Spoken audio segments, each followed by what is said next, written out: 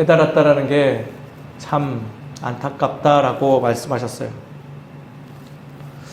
두 번째 또 죽음이 또 기억났어요. 그분은 권사님이었는데 그 권사님은 일어나지도 못하셨죠. 침상에 누우셔서 제 손을 붙드시면서 하시는 말씀이, 내가 살아생전 많은 이들과 화해하지 못하고 살아온 삶이 매우 후회된다라고 말씀하시며, 목사님은 꼭 화해하고 사세요라고 당부하셨던 그 권사님의 말씀.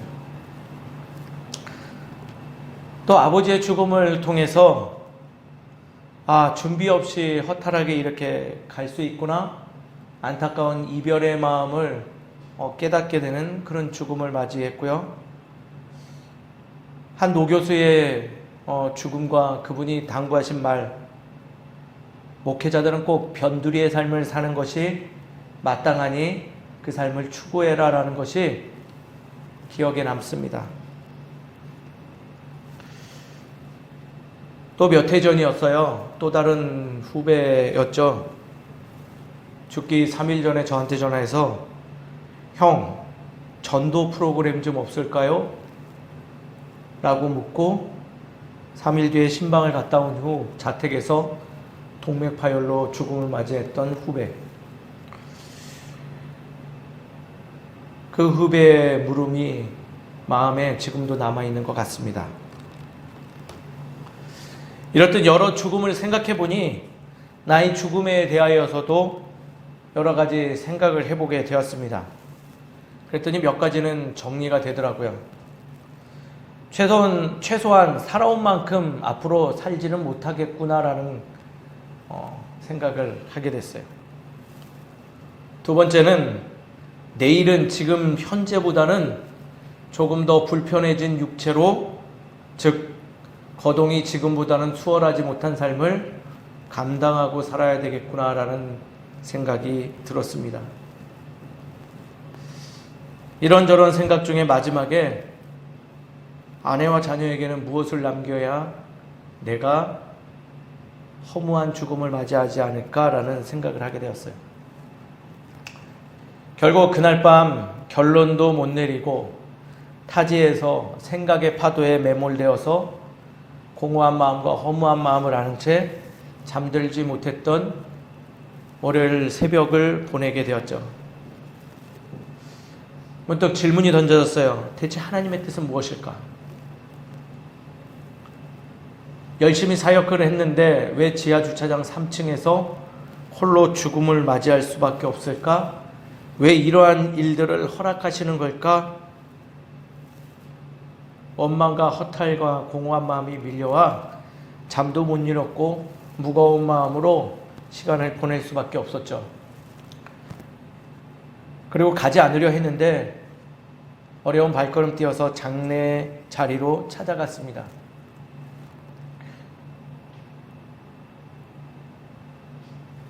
그리고 그 장례의 자리에서 하나님의 위로하심을 체험하게 되는 일이 있었죠.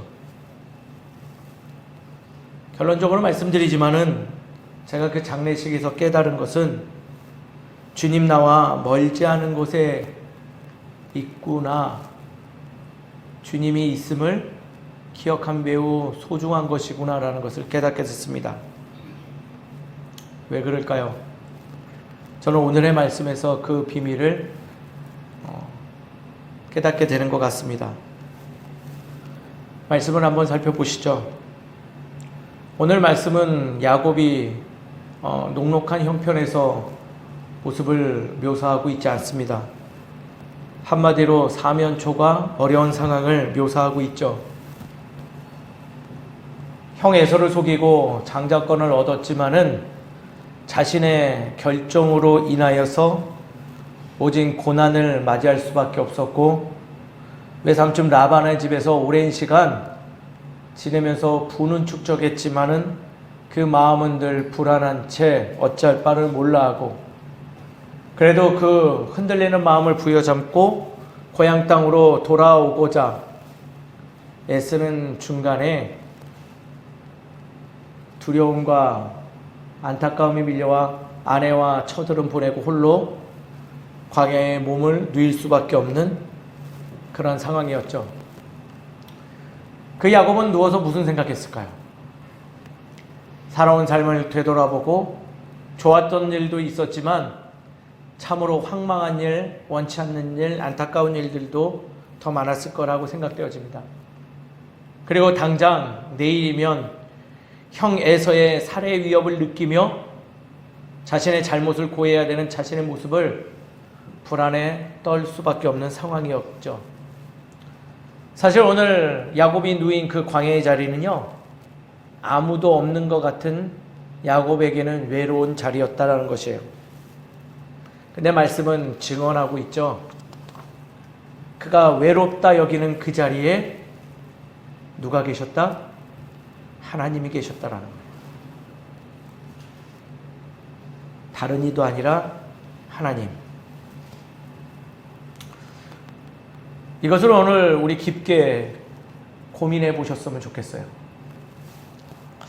오늘 말씀을 깊게 이해하기 위해서는 몇 가지 분별해야 될 게 있죠. 첫 번째, 야곱의 어려움은 누구에게서 비롯된 것일까요? 하나님이 허락하신 걸까요? 이 질문은 우리에게도 굉장히 중요한 질문이 됩니다. 왜냐하면 우리도 야곱과 같이 결코 만만치 않은 삶을 살아가기 때문이죠. 문득 살아가면서 우리는 나에게 주어진 고난들과 안타깝고 어려운 일들이 문득 하나님이 나한테 허락하신 게 아닌가 라는 생각이 밀려올 때가 많이 있죠. 그러나 말씀을 찬찬히 살펴보면 성경 그 어느 곳에도 우리를 찾아온 고난과 아픔들은 하나님께서 허락하신 것이 아님을 증명하고 있어요. 야곱의 생을 통해서 우리는 살펴보면 그의 고난은 전적으로 야곱의 선택의 결과물이다라고 말할 수 있는 것이죠. 하나님이 허락하신 거 결코 아니에요. 아버지를 떠나오면서 야곱은 이런 생각을 했을 거예요. 주께서는 아버지의 집에 계시겠구나. 내 아비의 집에 남아 이제 나는 주님이 없는 나의 외길 인생을 살아가야 되겠구나라는 생각을 할 수밖에 없는 것이죠. 그렇다 보니 누운 자리에서 문득 그런 생각하지 않았나 생각되어져요. 아버지 집에 놓고 온 그 하나님을 배반하여 그분이 벌 주신 건 아닌가? 나에게 이런 고난을 허락한 건 아닌가? 나에게 아픔을 허락한 것은 아닌가? 라고 생각하고 있는 그때 하나님은 그를 평소와 같이 만나 주셨다는 것을 오늘의 말씀에 담고 있다는 거예요. 그래서 우리는 분별해야 될 첫 번째는 무엇이냐? 나의 아픔과 고난과 인생의 노고들은 하나님이 허락하셨다는 것보다는 내가 선택한 지분들이 더 많다라는 거예요. 그리고 두 번째 분별해야 될 거, 제가 앞서 얘기했듯이 우리 사랑하는 하나님께서는 아버지 집에만 머물러 있었을까요?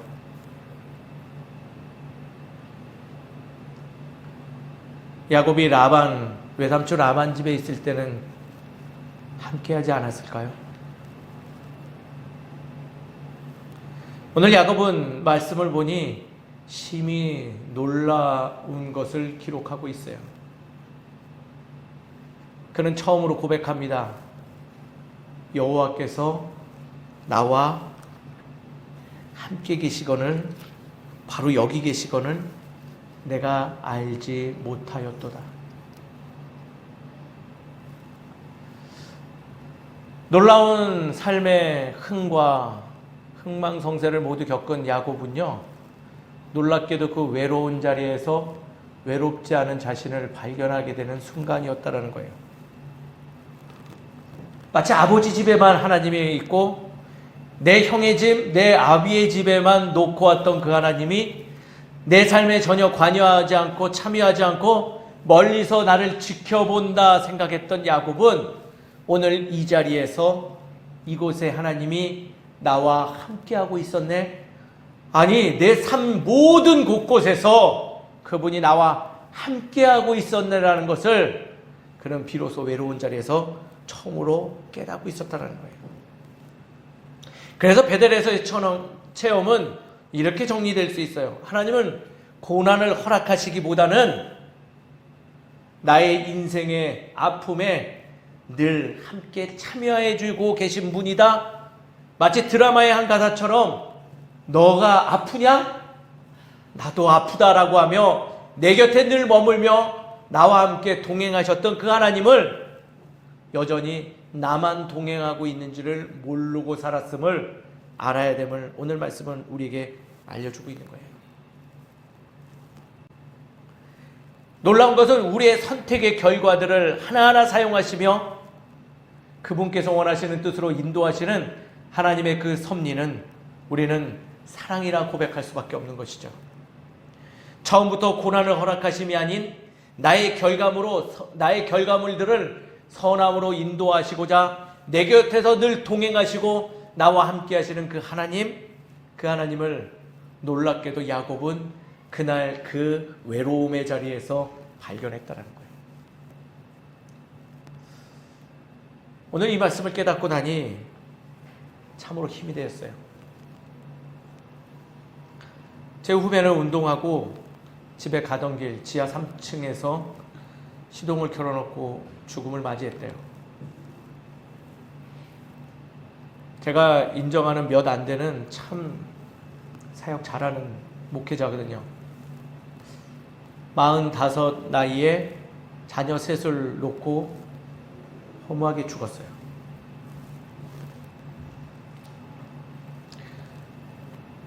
안타까움과 참 먹먹한 마음이 밀려오더라고요. 문득 그 자리는 나의 자리 아니었을까라는 생각도 해보았어요. 그래서 처음에는 화가 났죠. 분노가 일어났어요.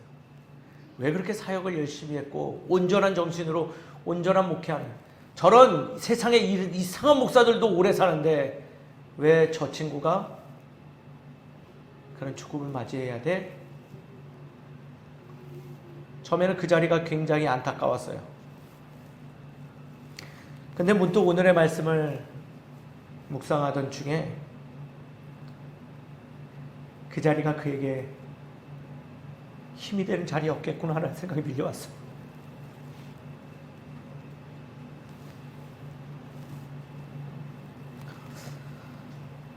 그 아무도 없는 그 자리에서 주님 살아계심을 그는 믿었을 거라 저는 확신합니다.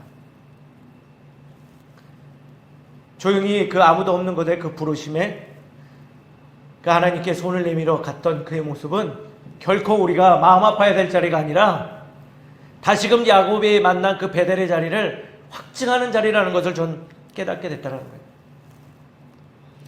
그 자리는 우리가 볼 때 처절하게 루스, 빈곤의 자리, 허무함의 자리, 아무것도 없는 자리라 할지라도 그 자리에 주님 나와 함께 하심을 깨닫는 그 순간 그 자리는 베델이 될 수밖에 없는 자리요, 내가 허망하게 내 인생을 탓하고 갈 자리가 아니라 내 인생 참으로 하나님이 주신 그 불꽃을 잘 태우고 갔음을 기억할 수 있는 그 자리가 될 수 있다는 거예요. 그것을 생각하니 그의 죽음 앞에서 말해줄 수 있는 이야기는 참으로 나의 사랑하는 동생아, 나의 참으로 사랑하는 후배여, 수고했다. 참 잘하였다. 남은 이 인생길에 남겨진 자들에게는 또 다른 함께 하는 하나님의 손길이 있을 거다 라고 격려하고 보낼 수 있었다는 거예요. 놀랍게도 거기 모인 목회자들의 마음을 알았는지 그 사모는 우리들에게 오히려 말하기를 괜찮아요. 그 사람 멍청하게도 웃으면서 죽었더라고요. 주님 만났나 봐요 라고 얘기하더라고요.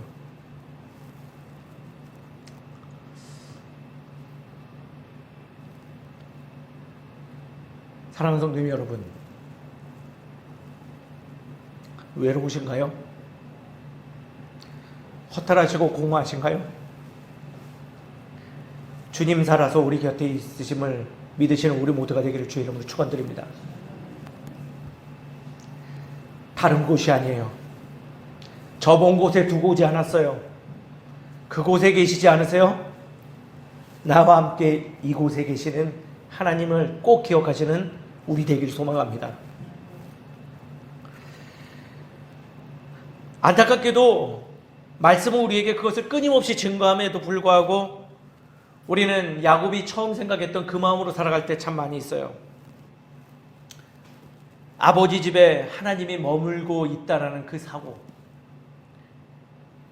자꾸 나와 동떨어진 그곳에 있다라는 그 인식으로 인해서 우리는 자꾸 무슨 일이 발생할 때마다 원망의 마음을 하나님이 그곳에서 계시기 때문에 생겨난 것처럼 자꾸 그분에게 원망을 쏟아낼 때가 많죠.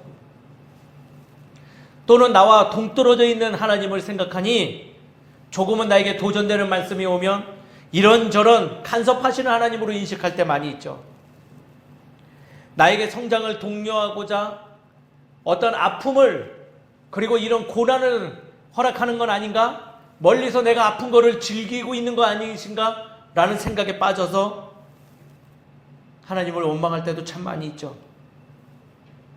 동떨어져 있으니 건의와 근엄함으로 나를 바라보는 부담스러운 하나님이라 생각하며 우리는 야곱과 같이 타지에서 맴돌고 있는 삶을 살아갈 때 참으로 많다라는 거예요.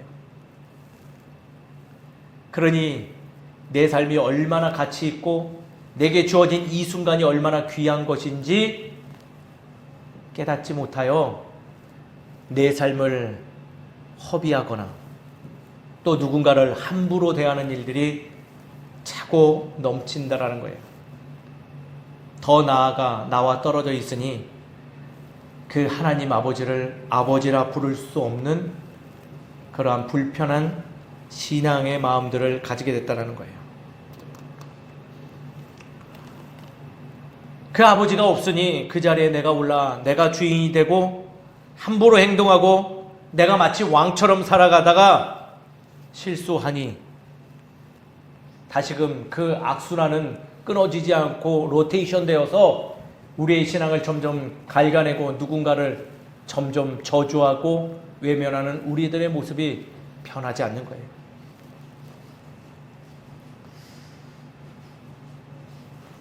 오늘 말씀과 작은 이 삶의 체험을 통해서 우리는 깨달았으면 좋겠어요. 하나님은 나와 함께 계십니다. 우리의 삶에 함께 계세요. 지금도 곁에 계세요.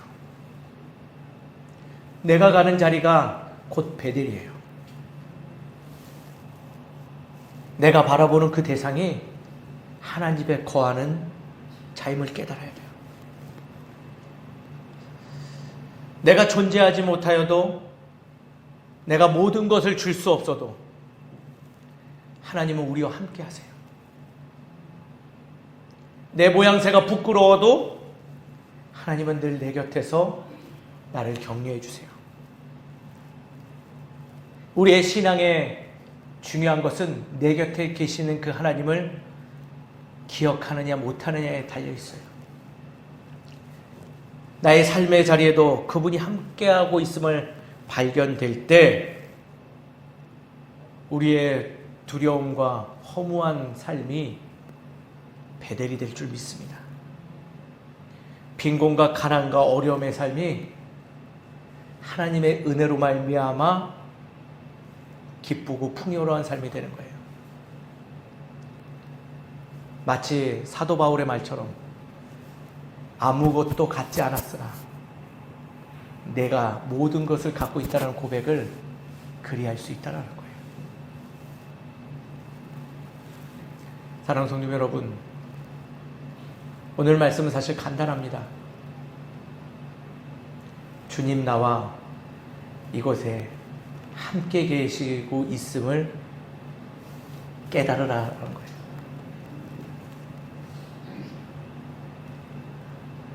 저는 더 이상 허무하지 않습니다. 저도 동일하게 그러한 죽음을 맞이하더라도 제가 이제 걱정해야 될 것은 그 자리에서 주님 나와 함께 하심을 기억하느냐 못하느냐를 저는 집중하고 나아가고자 합니다.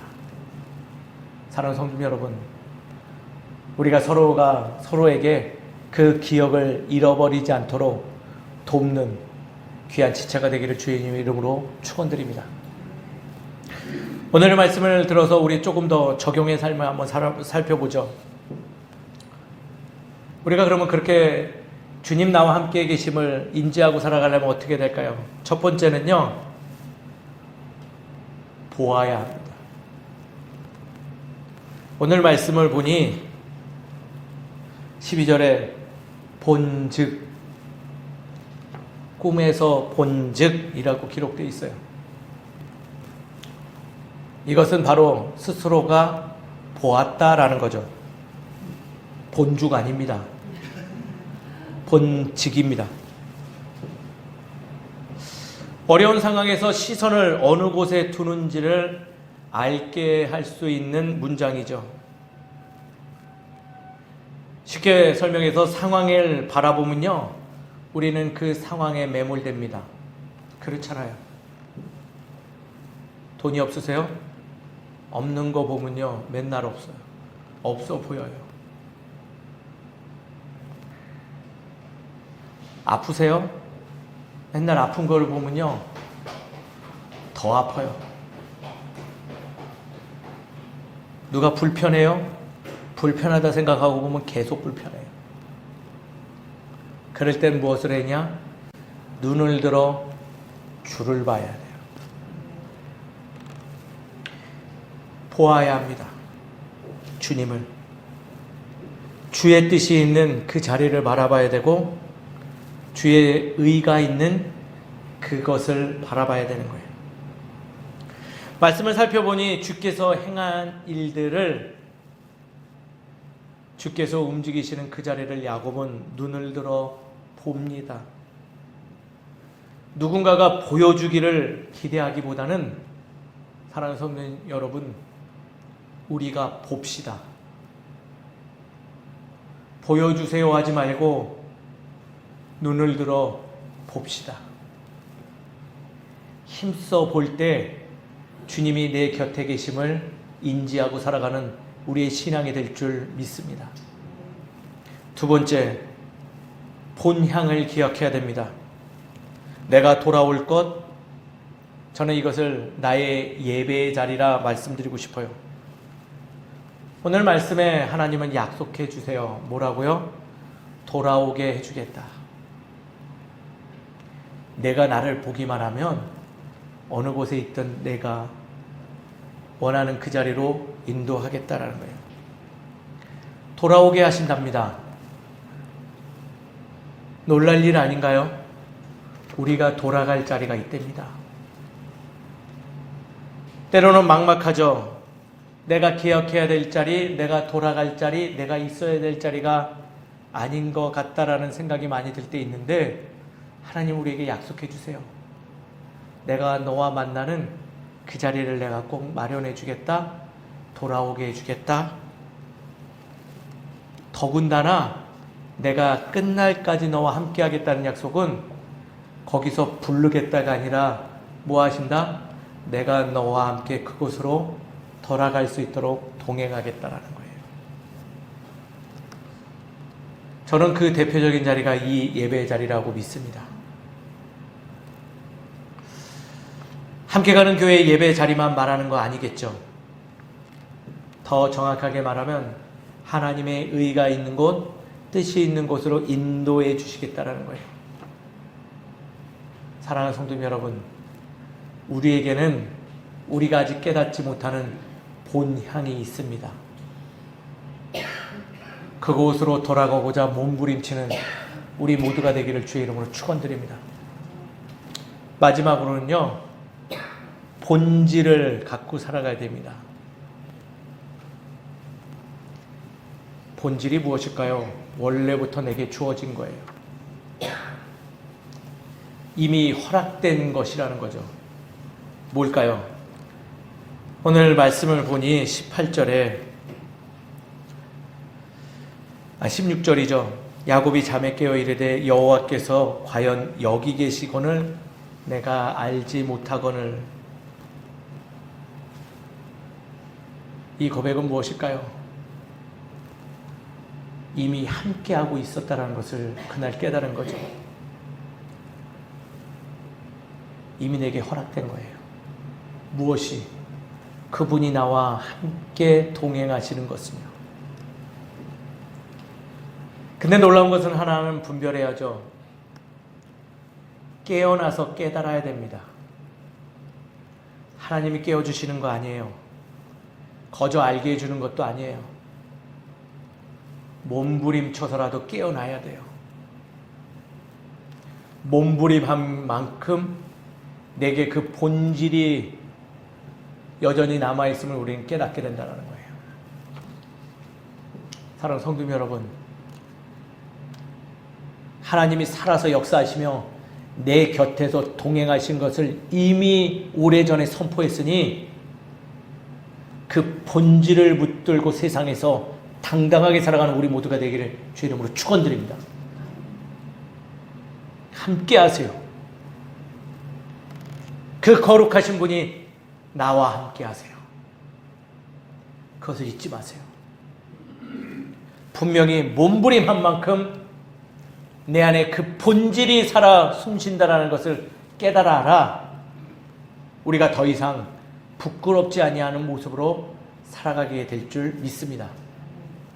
말씀을 정리하죠. 오늘 말씀 간단합니다. 하나님이 내가 있는 이 자리에 함께 하신다는 거예요. 내가 어느 곳에 가든 함께 하셔서 돌아오게 해주신다는 거예요. 이것은 망상도 아니고 착각도 아니라 이미 태초부터 우리에게 허락하셨고 지금도 실행하고 계신다는 거예요. 그러니 깨어나야 됩니다. 일어나야 됩니다. 몸부림쳐서라도 그분 나와 함께 하심을 인정하고 힘있게 살아가는 우리가 되어야 될 줄 믿습니다.